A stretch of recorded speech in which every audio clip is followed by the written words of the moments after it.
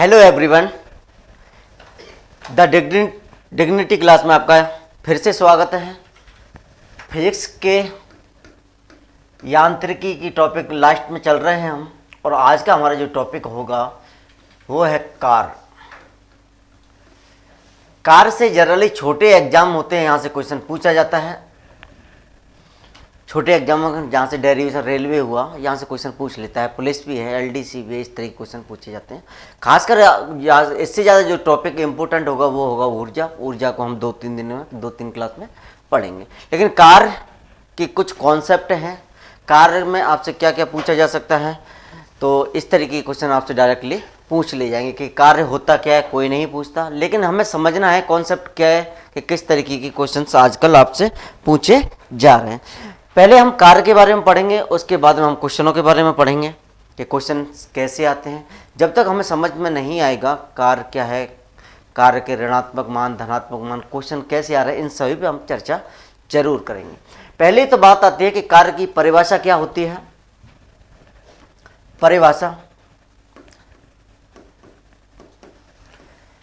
परिभाषा से पहले थोड़ा कार्य के बारे में हम जान लेते हैं कि कुछ लोगों का मानना होता है, कुछ लोग घर में भी बोलते हैं कि आज मैंने 4 घंटे पढ़ाई की थी, आज मैंने 8 घंटे पढ़ाई की थी, तो या कुछ ऐसे बोलते हैं कि अभी मैंने ये काम किया है, अभी मैंने ये किया है।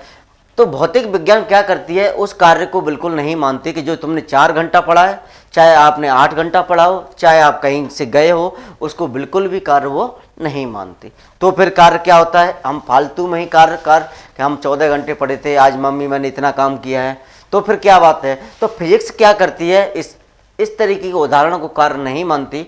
तो जो उदाहरण होते हैं उन पर हम पहले एक बार चर्चा करेंगे। पहले हम देखते हैं परिभाषा, कार्य होता क्या है। तो किसी वस्तु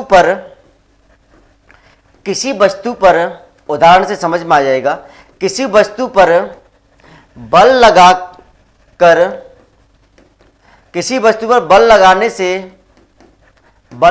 से उत्पन्न विस्थापन, किसी वस्तु पर बल लगाने से उत्पन्न विस्थापन कार्य कहलाता है। उत्पन्न विस्थापन कार्य कहलाता है। परिभाषा है कि किसी वस्तु पर बल लगाते हो तो उससे उत्पन्न जो विस्थापन होगा वह क्या कहलाता है, कार्य कहलाता है। विस्थापन भी ऐसा लग रहा होगा पता नहीं क्या है, तो विस्थापन मान लीजिए दूरी, डिस्टेंस होती है। विस्थापन एक प्रकार का दूरी होती है। आपको बस इतना ध्यान रखना है कि किसी भी वस्तु पर अगर हम बल लगाते हैं तो जो विस्थापन उत्पन्न होगा वही कार्य होगा। अब आपको थोड़ा सा समस्या ये आ रही होगी कि ऐसा कैसे हो रहा है। उदाहरण से समझ में अच्छे से आ जाएगा। मान लीजिए कि एक गेंद है और मान लीजिए आपके पास एक गेंद है। गेंद क्या कर रही है, गेंद को आपने जमीन पर रख दिया, स्थिर अवस्था में है। आपको ऐसा लग रहा होगा पता नहीं उदाहरण क्या है, लेकिन आप घर पे अभी की अभी प्रयोग कर सकते हैं। एक गेंद ले लीजिए, गेंद को जैसे ही आप जमीन पर रखिए, जमीन पर स्थिर रखोगे तो उसमें कोई गति नहीं आएगी। लेकिन जैसे ही आप उस पर बल लगाते हो या किक मारते हो, जैसे ही उस पर आपने बल लगाया, उसमें क्या हुआ, गति हुई। या मैं कह सकता हूं इसी की भाषा में, उसमें विस्थापन उत्पन्न हुआ। विस्थापन उत्पन्न होगा, उससे कुछ दूरी चलेगी। तो यह क्या है, कार्य तो है कि उसमें कितना विस्थापन हुआ, किसकी वजह से हुआ, बल की वजह से हुआ। कोई गेंद ली, उस पर मैंने बल लगाया या बल धक्का दिया या उसमें मैंने किक मारी, उसमें कुछ न कुछ विस्थापन हुआ, तो मेरे द्वारा कुछ न कुछ कार्य किया गया। यह भौतिक विज्ञान इसको कार्य को समझा रही है। अगर दूसरे उदाहरण से मैं आपको बताने की कोशिश करूं, एक दीवार पर जैसे आप बल का प्रयोग करते हैं या दीवार पर आप धक्का लगाने की कोशिश करते हैं, उस पर क्या होता है, उसमें गति नहीं होती। अगर आपको लगता है होती है तो अभी प्रयोग कर सकते हैं, तो उसमें विस्थापन नहीं होता। मैं कह सकता हूं मेरे द्वारा जो भी कार्य किया गया उसका मान क्या है, 0 है। जैसी दीवार में अगर गति नहीं हो रही तो वो क्या है, मेरे द्वारा कार्य जो किया जा रहा है वो क्या है, 0 है कि नहीं है। तो परिभाषा आपको यही बताने की कोशिश कर रही है कि किसी भी वस्तु पर जब आप बल का प्रयोग करते हैं या बल लगाते हैं उसमें विस्थापन उत्पन्न होता है, वही कार्य कहलाता है। परिभाषा कोई नहीं पूछने वाला, उदाहरण से समझ में आ गया होगा। एक गेंद को जब लेते हैं, उस गेंद को हम जमीन पर स्थिर अवस्था में रखते हैं, जैसे ही उस पर बल का प्रयोग करते हैं या धक्का लगाते हैं तो कुछ न कुछ उसमें विस्थापन उत्पन्न होता है, वो विस्थापन ही कार्य कहलाता है। इसी प्रकार दूसरा उदाहरण हम देखते हैं, या दीवार या भरे हुए बॉक्स को आप खिसकाने की कोशिश कीजिए, उस पर बल लगाइए, क्या उसमें गति होती है, क्या उसमें विस्थापन होता है? विस्थापन नहीं होता। हम कह सकते हैं कि आपके द्वारा जो भी कार्य किया गया उसका मान शून्य है। ये बात क्लियर हो चुकी है। कार्य होता क्या? कार्य का मात्रक पहले हमने क्लास में देख लिया था। कार्य और ऊर्जा का जो मात्रक होता है वो जूल होता है। कार्य और ऊर्जा का जो मात्रक होता है वो क्या होता है? जूल होता है। कार्य को अगर हम गणित के फॉर्मूले में देखना चाहें तो कार्य बराबर होता है बल, कार्य बराबर होता है बल इंटू विस्थापन। क्योंकि परिभाषा से ही क्लियर हो रहा था कि किसी वस्तु पर जैसे ही बल लगाते हो, बल लगाने के बाद में जो उसमें विस्थापन उत्पन्न हो रहा है वो क्या कहलाता है? विस्थापन क्या कार्य कहलाता है? तो मैं कह सकता हूं कार्य W बराबर F, मान लीजिए विस्थापन ds है, तो ये क्या हो गया? तो किया गया जो कार्य है उसका गणितीय जो फॉर्मूला होगा, गणितीय जो समीकरण होगा वो क्या होगा कि W बराबर F इंटू ds। ds यहाँ पर विस्थापन है, F यहाँ पर बल है। क्या ये बात समझ में आप लोगों को तक पहुंच रही है? ये बात क्लियर हो गई? तो कार्य बराबर बल इंटू विस्थापन हो गया, W बराबर F इंटू ds हो गया। ये बात समझ में आ गई होगी आप लोगों के। एक बात और बता देते हैं, यदि बल विस्थापन की दिशा में ना होकर, जब विस्थापन की दिशा में, तो गणितीय फॉर्मूला W बराबर F इंटू ds था। F यहां बल है, ds विस्थापन है। यदि बल विस्थापन की दिशा में ना होकर, विस्थापन की दिशा में ना होकर,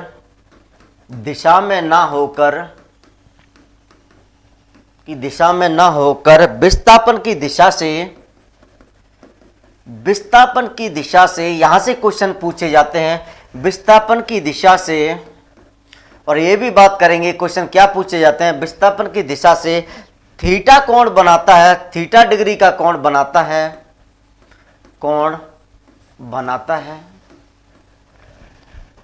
तो किया गया कार्य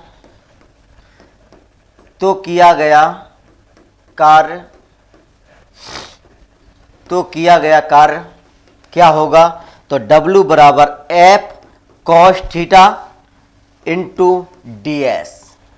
ये बात समझ लेना, इसी से आजकल क्वेश्चंस बन रहे हैं। W बराबर F इंटू ds, ये आपको पहले ही पता चल चुका है। F बल है, ds विस्थापन है। अगर बल विस्थापन की दिशा में ना होकर यह क्या बना रहा है? थीटा कोण जो बना रहा है, तो किया गया जो कार्य होगा वो W बराबर F cos theta into ds विस्थापन। क्या ये बात समझ में आ रही है? थोड़ा सा हम डायग्राम देख लेते हैं। इसका डायग्राम इस तरीके से मान लीजिए,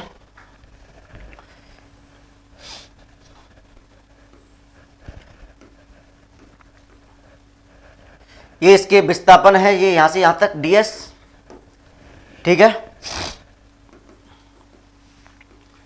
ये विस्थापन की दिशा में ना होकर इसके साथ जो थीटा डिग्री का कोण बना रहा है, तो हमारा जो किया गया जो कार्य होगा W होगा वो क्या होगा? जो किया गया कार्य W होगा वो होगा F cos theta into ds। ये कब होगा? जब बल विस्थापन की दिशा में ना होकर इसके साथ क्या बना रहा है? थीटा डिग्री का कोण बना रहा है। तो क्या होगा? W बराबर F cos theta into ds। यहां से ही क्वेश्चन आपसे आजकल पूछे जा रहे हैं। जो क्वेश्चन पूछे जा रहे हैं सीधा उन पर चलते हैं, उनके कॉन्सेप्ट एक बार क्लियर कर लेते हैं। लेकिन आपको ये फॉर्मूला ध्यान रखना है, एक फॉर्मूला ध्यान रखना था, F इंटू ds बल इंटू विस्थापन। एक ध्यान रखना है कि जब बल विस्थापन की दिशा में न होकर थीटा के साथ कोण अगर बना रहा है तो वो क्या कहलाएगा, तो W बराबर कार्य क्या हो जाएगा, F cos theta into D है। दो बातें और बता देते हैं इसमें। कार्य निर्भर करता है, आजकल ऐसे क्वेश्चन पूछे जा रहे हैं, कार्य किस पर निर्भर करता है, तो पहला अगर आपसे पूछा जाएगा तो बल लिख देना, बल पर, के बिना बल के विस्थापन संभव नहीं है। दूसरा विस्थापन पर, तो कार्य बल पर और विस्थापन क्या करता है, निर्भर करता है। इस बात को ध्यान रख लेना, क्योंकि क्वेश्चन आजकल जनरली ऐसे भी पूछ ले जाते हैं कि निम्नलिखित में से कार्य किस पर निर्भर करता है या किस पर निर्भर नहीं करता है, और ऑप्शन भी बहुत सारे आपको दे सकते हैं। तो ये तो हुई बेसिक जानकारी, लेकिन जो क्वेश्चन आते हैं आपके लिए, क्वेश्चन जो पूछे जाते हैं वो क्वेश्चन यहाँ से ही पूछे जाते हैं कि किए गए कार्य की जो प्रकृति होती है वो कैसी है। तो आजकल क्वेश्चन ये से पूछे जा रहे हैं कि निम्नलिखित में से कार्य हो सकता है धनात्मक, ऋणात्मक, शून्य। तो इसको एक एक करके हम देख लेते हैं कि धनात्मक कार्य कब होगा, ऋणात्मक कार्य कब हो सकता है, और शून्य की स्थिति कब हो सकती है, अधिकतम स्थिति कब हो सकती है, ऐसे क्वेश्चन पूछे जा रहे हैं। तो पहला ही देखते हैं हम, धनात्मक कार्य, पॉजिटिव वर्क, धनात्मक कार्य। धनात्मक कार्य तो किसी पिंड पर यदि किसी पिंड पर या वस्तु पर, किसी पिंड पर बल व विस्थापन की दिशा के मध्य, विस्थापन की दिशा के मध्य कोण, अभी हमने देखा था कि जब बल विस्थापन की दिशा में न होकर थीटा कोण बनाता है तब क्या कार्य हो रहा था, W बराबर F cos theta into ds हो रहा था या नहीं हो रहा था, बस यहां से ही निकलेंगे। धनात्मक कार्य कब होगा, जब किसी पिंड पर बल व विस्थापन की दिशा के मध्य न्यून कोण हो। न्यून कोण का तात्पर्य यह है कि 0 डिग्री से अधिक होगा, 0 डिग्री से अधिक होगा, वह 90 डिग्री से कम, 90 डिग्री से कम। किसी पिंड पर बल व विस्थापन की दिशा के मध्य न्यून कोण जैसे कि 0 डिग्री से तो अधिक हो सकता है और 90 डिग्री से कम, तो किया गया जो कार्य होगा कैसा होगा, धनात्मक होगा। किया गया कार्य धनात्मक होता है, धनात्मक होता है। अब आपको लग रहा होगा 0 डिग्री, 30 डिग्री, 45 डिग्री, आप cos थीटा का मान रख दीजिएगा और 90 से कम तक का आपको जितना भी कार्य आएगा वो पॉजिटिव आएगा, लेकिन आपको ये बिल्कुल रखना नहीं। अगर मैं थोड़ा सा इसको बता दूं कि धनात्मक कार्य का तात्पर्य क्या होता है, धनात्मक कार्य का तात्पर्य ये है, धनात्मक कार्य से का जो के संदर्भ में हम अगर बात करते हैं, इसका अर्थ यह है कि यह गति में क्या करता है, सहायक होता है। गति में क्या होता है, सहायक होता है। कभी कभार आपने देखा होगा किसी वस्तु को उठाने में, किसी वस्तु को अगर आप उठाते हो तो वो धनात्मक कार्य ही माना जाता है। कभी कभार आपने देखा होगा ट्रेनों में यात्रा की होगी तो वहाँ कुली जो होते हैं ट्रेन में सामान चढ़ाते हैं तो वो क्या है, धनात्मक कार्य है। लेकिन इम्पोर्टेंट क्या है कि जब धनात्मक कार्य है तो जो थीटा का जो मान होगा वो 0 डिग्री से 90 डिग्री के मध्य होना चाहिए, मतलब 0 डिग्री से अधिक होना चाहिए और 90 डिग्री से कम होना चाहिए, तब वो धनात्मक कार्य कहलाएगा। और धनात्मक कार्य का अगर संदर्भ में देखा जाता है, यह दर्शाता है कि जब किसी पिंड पर जो कोई पिंड है या वस्तु पर जो बल कार्य कर रहा है तो उसमें वो गति के लिए क्या है, सहायक है। समझ में आ गया, ये था पॉजिटिव। ये आपको ध्यान रखना है, 0 से 90 डिग्री क्वेश्चन यहां से पूछा जा रहा है। कई बार क्वेश्चन ऐसे पूछ लिया जाता है कि निम्नलिखित में से कार्य हो सकता है या कार्य दर्शाता है, तो धनात्मक, ऋणात्मक, शून्य या चौथे ऑप्शन में तीनों।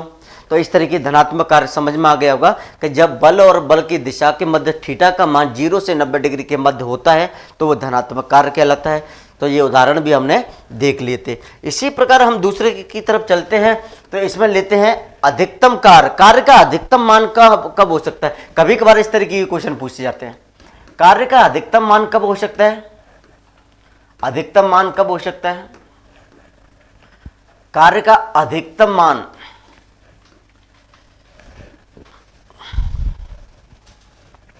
कार्य का अधिकतम मान कब हो सकता है, तो वही बात हुई, यदि कोई पिंड पर बल और विस्थापन के मध्य, बल व विस्थापन की दिशा के मध्य, बल व विस्थापन की दिशा के मध्य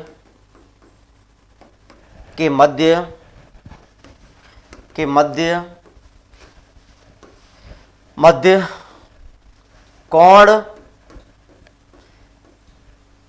0 डिग्री हो, के मध्य कोण 0 डिग्री हो, तो किया गया कार्य अधिकतम होगा। तो कार्य का मान अधिकतम होता है।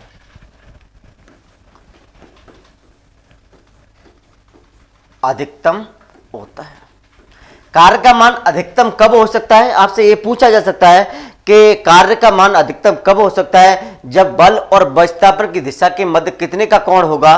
सीधा क्वेश्चन पूछा जा सकता है। तो ध्यान रखना 0 डिग्री, क्योंकि हम क्या कर रहे थे, कार्य बराबर F cos theta into ds निकाल रहे थे। अगर मैं एफ कोस थीटा 0 मानता हूं तो cos 0 का मान सभी को पता होगा, cos 0 का मान 1 होता है। अगर यहां मैं पुट वैल्यू करूंगा तो W बराबर एफ ds आएगा। यह कार्य क्या होगा? अधिकतम मान होगा, क्योंकि cos 0 का जो मान होता है वो 1 होता है। बस यही तो पूछ रहा है, अधिकतम मान कब निकलेगा? जब थीटा डिग्री का मान 0 डिग्री आप रख देते हो। बल और विस्थापन की दिशा के मध्य कोण अगर 0 डिग्री का है तो वह अधिकतम मान कहलाएगा, क्योंकि cos 0 का जब आप मान रखते हो तो वो 1 होता है।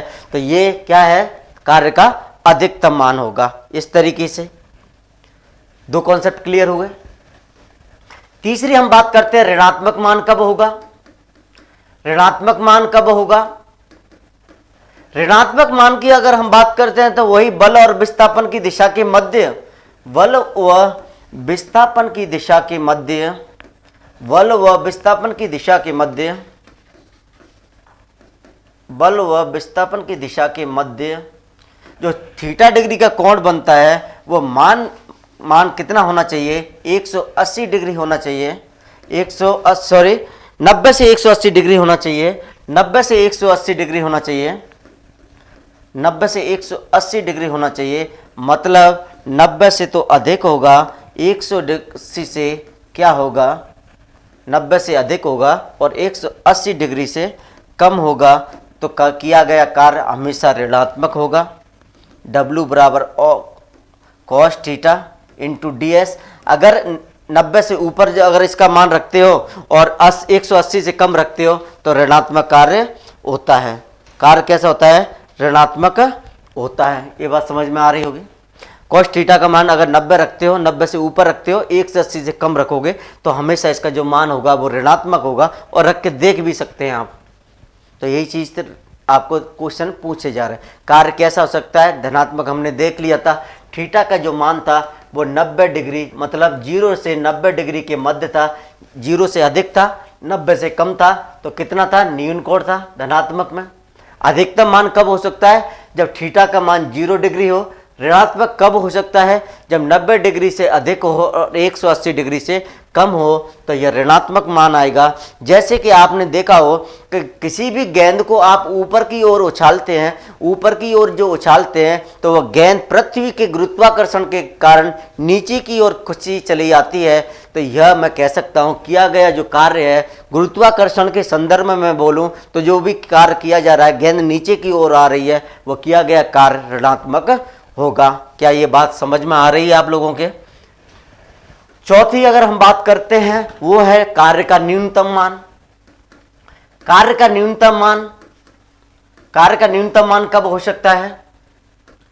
कार्य का न्यूनतम मान कब हो सकता है? छोटा टॉपिक है, यहां से छोटे एग्जामों में ही क्वेश्चन पूछे जाते हैं। आजकल रेलवे वगैरह बड़ा लगाव रखते हैं और वो यही पूछते हैं कि कार्य का क्या क्या मान हो सकते हैं, तो कंफ्यूज ना होना।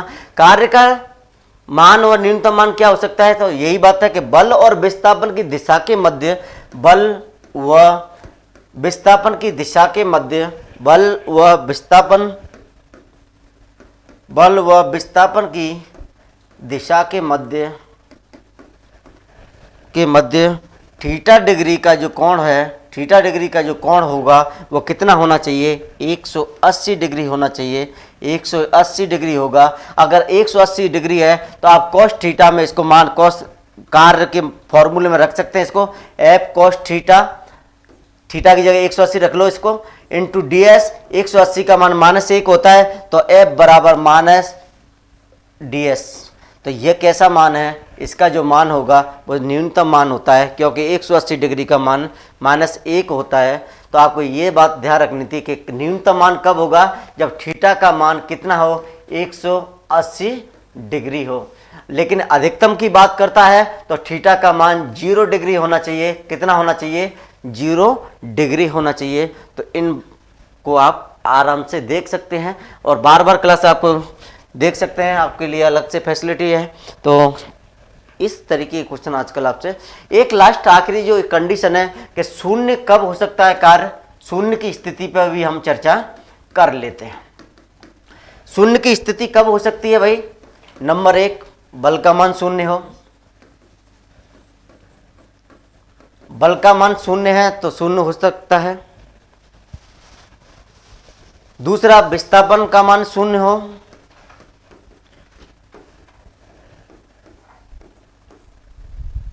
विस्थापन का मान शून्य हो।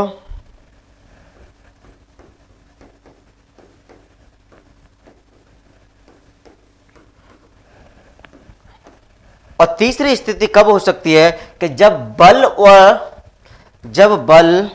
व विस्थापन की दिशा, बल व विस्थापन की दिशा लंबवत हो, की दिशा लंबवत हो। यहां से ही क्वेश्चन आते हैं और यही क्वेश्चन है आपसे, बल व विस्थापन की दिशा लंबवत हो। अगर गणित की फॉर्मूले में अगर मैं कहना चाहूं कि बल और विस्थापन की दिशा के मध्य जो थीटा डिग्री का कोण है 90 डिग्री होता है, उसी को तो हम लंबवत बोलते हैं। 90 डिग्री का कोण समकोण होता है, इसी को तो हम लंबवत बोलते हैं। एग्जामिनर ऐसा नहीं कह दे, आपको ऐसा मत बोल देना लास्ट में कि मास्टर ने लंबवत बताया था, हमें थीटा का मान नहीं पता था। लेकिन यह बात क्लियर भी करा रहा हूं, कभी एग्जाम में 90 डिग्री भी दे सकते हैं तो कभी एग्जाम में बल और विस्थापन की दिशा लंबवत भी दे देते हैं। शून्य कब हो सकता है, जब बल का मान शून्य हो। जब बल का मान शून्य होगा विस्थापन उत्पन्न ही नहीं होगा, और विस्थापन का मान शून्य हो। आपने देखा होगा कि दीवार को जो उदाहरण दे रहे थे, दीवार में विस्थापन ही नहीं है तो किया गया कार्य भी क्या था, शून्य ही था। बल व विस्थापन की दिशा एक दूसरे के लंबवत है तो क्या है 90। कभी आप देखिएगा W बराबर F cos theta into ds हमारे कार्य का फॉर्मूला होता है। कब होता है, फॉर्मूला तब होता है जब बल विस्थापन की दिशा में न होकर विस्थापन के साथ में थीटा डिग्री कोण बनाता है। तो यहाँ पर W और cos 90 डिग्री का अगर मैं मान रखता हूं तो ds cos 90 का मान कितना होता है, 0 होता है। अगर cos 90 का मान 0 होता है तो सारे की सारी 0 इंटू ds, यह मान कैसा हो जाएगा, 0 हो जाएगा। करके भी देख सकते हैं, रटने की बिल्कुल जरूरत नहीं है। तो दोबारा से रिपीट कर रहा हूं, यही क्वेश्चन थे, कुछ क्वेश्चनों पर हम चर्चा करेंगे। तो पहली बात कार्य के धनात्मक, कार्य का पहले बात था धनात्मक मान। धनात्मक मान कब होगा, जब बल और विस्थापन की दिशा के मध्य जो थीटा कोण है वह 0 डिग्री से अधिक हो, 90 डिग्री से कम हो। आपको बस इतना ध्यान रखना है 0 से 90 के मध्य, 0 से अधिक हो सकता है, 90 से कम। तो किया गया कार्य हमेशा ही हमेशा धनात्मक होगा, इस बात को आपको ध्यान रखना था। अगर पूछ लिया जाए कि कार्य का मान अधिकतम कब होगा, तो जब बल और विस्थापन की दिशा के मध्य जो थीटा कोण बनता है उसका मान कितना होना चाहिए, 0 डिग्री होना चाहिए। जब 0 डिग्री को आप रखते हो फॉर्मूले में W बराबर F cos 0 degree into ds, तो 0 का मान कितना होता है, cos 0 का मान 1 होता है, तो पूरा किया गया कार्य अधिकतम हो जाएगा। तो ये कब बनेगा, 0 डिग्री पर कार्य अधिकतम होता है। तीसरी हमारी कंडीशन थी ऋणात्मक। ऋणात्मक कब होगा कि बल और विस्थापन की दिशा के मध्य जो थीटा डिग्री का कोण है वो 90 से तो अधिक होना चाहिए लेकिन 180 से कम होना चाहिए। तब क्या होगा, इसका मान हमेशा ऋणात्मक होता है। उदाहरण हमने देख ही लिया था। इसी प्रकार कार्य का मान न्यूनतम कब होगा, कार्य का मान तब न्यूनतम होगा जब बल और विस्थापन की दिशा के मध्य जो भी कोण बनेगा वह 180 डिग्री का बनना चाहिए, और cos 180 का जो मान होता है -1 होता है, तो इसका ये मान न्यूनतम होगा। अधिकतम न्यूनतम जरूर याद कर लेना। अधिकतम 0 डिग्री, दोबारा से बता रहा हूं, न्यूनतम 180 डिग्री। ये बात समझ में आ गई होगी। अगर कभी कभार अगर आपसे शून्य की स्थिति पूछ लिए कि शून्य की स्थिति, तो कार्य शून्य तभी होगा जब 3 स्थितियां बनेंगी। पहला, बल का मान शून्य हो जाए, दूसरा विस्थापन का मान शून्य हो जाए, और तीसरा जब बल और विस्थापन की दिशा के मध्य जो भी थीटा कोण बनता है वो उसका मान 90 डिग्री हो। या कभी कभार एग्जाम में लंबवत देते हैं तो बिल्कुल कंफ्यूज मत होना कि 90 डिग्री, क्योंकि 90 डिग्री का जो मान होता है cos 90 का मान 0 होता है, तो ये कैसा हो जाएगा, हमारा कार्य शून्य हो जाएगा। कुछ इसके क्वेश्चन हैं, वैसे जनरली क्वेश्चन यहाँ से छोटे ही पूछे जाते हैं, तो कुछ क्वेश्चन हैं जो लास्ट टाइम आए हैं और आ भी सकते हैं, कैसे क्वेश्चन आते हैं उनको हम एक बार जरूर लिख लेते हैं, देख लेते हैं, फिर उसके बाद में ये टॉपिक खत्म हो जाएगा। एक क्वेश्चन है कि कार्य का एसआई मात्रक क्या होता है, सभी को पता है, बताने की जरूरत नहीं है। कार्य का एसआई मात्रक है, बहुत छोटे एग्जामों में इस तरह की उम्मीद रखी जाती है, आपको ऐसे लग रहा हो कि कोई बड़ा क्वेश्चन पूछा जाएगा, नहीं पूछा जाता। अर्ग, दूसरा है जूल, तीसरा है किलोवाट घंटा, चौथा है इलेक्ट्रॉन वोल्ट,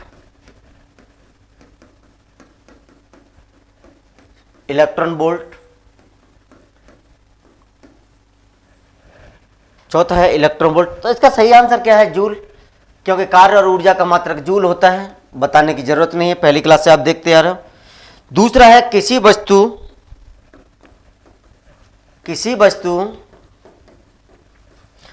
वस्तु द्वारा किया गया कार्य हो सकता है, किसी वस्तु द्वारा किया गया कार्य हो सकता है।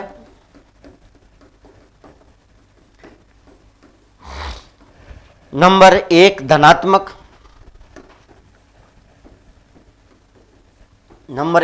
हो सकता है। नंबर 2 ऋणात्मक, दूसरा ऑप्शन है ऋणात्मक। तीसरा है शून्य,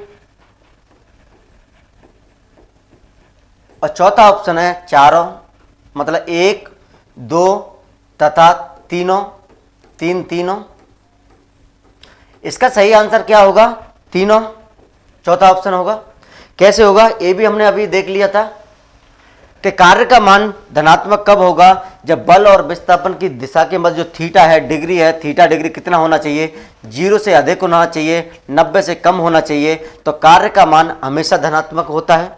ऋणात्मक पर हमने चर्चा कर ली थी कि जब बल और विस्थापन की दिशा के मध्य थीटा का डिग्री का जो मान होता है वो कितना होना चाहिए ऋणात्मक के लिए, 180 डिग्री, 90 से 180 डिग्री के मध्य होना चाहिए। ऋणात्मक कार्य कब होगा, जब 90 से 180 डिग्री के मध्य होगा, 90 से 180 डिग्री के मध्य होगा। और शून्य कब होगा, शून्य की हमने 3 कंडीशन बताई थी कि बल का मान शून्य हो जाए, विस्थापन का मान शून्य हो जाए, और बल और विस्थापन की दिशा थीटा बराबर लंबवत हो या 90 डिग्री हो। ये बात समझ में आ गई होगी आप लोगों को। इसका ऑप्शन ये से क्लियर हो गया था। अब हम चलते हैं, एक और क्वेश्चन देख लेते हैं। इसमें एक और क्वेश्चन, इसी तरह के क्वेश्चन आपसे पूछे जाते हैं। एक है जैसे कार्य के अधिकतम मान के लिए, एक है कार्य के अधिकतम मान के लिए, कार्य के अधिकतम मान के लिए, कार्य के अधिकतम मान के लिए बल तथा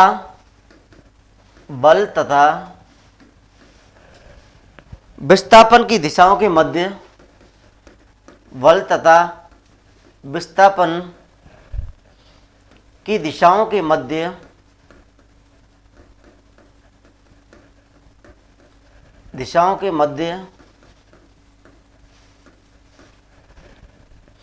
कोण का मान होगा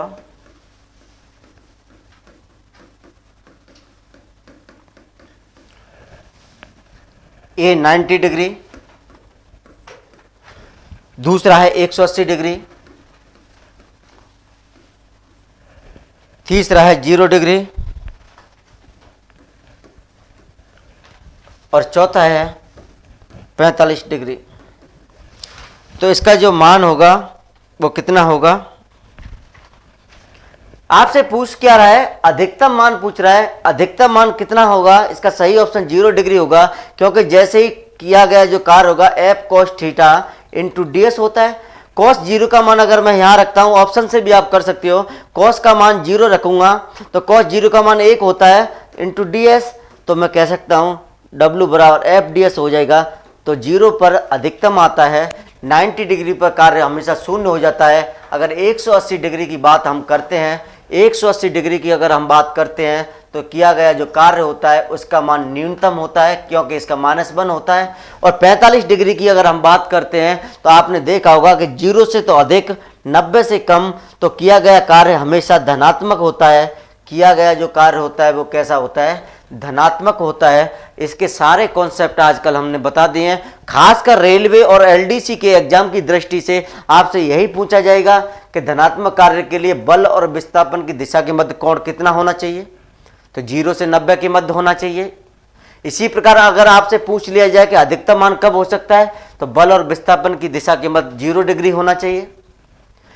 तो इसी तरीके से आपसे ऋणात्मक के बारे में भी पूछ सकते हैं, और भी आपको जैसे न्यूनतम मान 180 डिग्री के बारे में भी पूछ सकते हैं। और शून्य स्थिति अगर आपसे पूछी जा रही है तो शून्य स्थिति के बारे में आपसे डायरेक्ट पूछा गया है कि 3 कंडीशन अगर होती हैं तभी कार्य शून्य हो सकता है। एक तो किया गया जो हमारा कार्य होगा, किया गया जो कार्य कब शून्य होगा? जब एक तो बल का मान शून्य होना चाहिए, बल का परिमाण शून्य होना चाहिए, या विस्थापन का मान शून्य होता है तब होना चाहिए, या बल और विस्थापन की दिशाएं एक दूसरे के लंबवत होनी चाहिए, या मैं कह सकता हूं उनके मध्य जो थीटा डिग्री का कोण है वह 90 डिग्री होना चाहिए। तो इन्हीं क्वेश्चनों के साथ में ये कार्य को आज जो टॉपिक था यहाँ ही समाप्त करते हैं। नेक्स्ट क्लास में नेक्स्ट टॉपिक के साथ मिलते हैं। तो थैंक यू सो मच। तो इसी प्रकार इस तरीके की क्लास देखने के लिए आप डिग्निटी क्लास को ज़्यादा से ज़्यादा शेयर कर सकते हैं, लाइक कर सकते हैं। तो थैंक यू सो मच।